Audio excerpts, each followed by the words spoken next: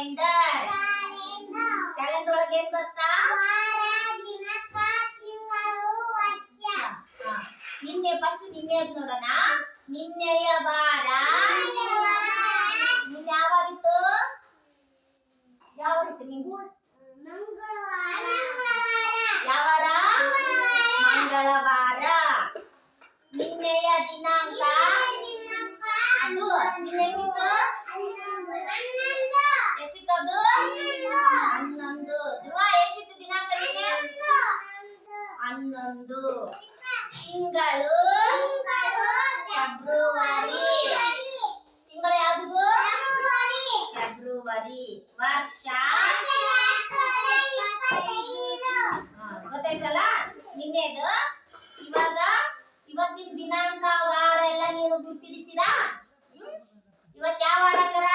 ನಿನ್ನೆ ಮಂಗಳವಾರ, ಇವತ್ತು ಯಾವ ವಾರ ಬರ್ತಾ? ಯಾವ ವಾರ ಬರ್ತಾ? ಬುಧವಾರ. ಸುದೀಪ ತೋರ್ಸ್ಬಾ, ಇವತ್ತು ಯಾವ ವಾರ?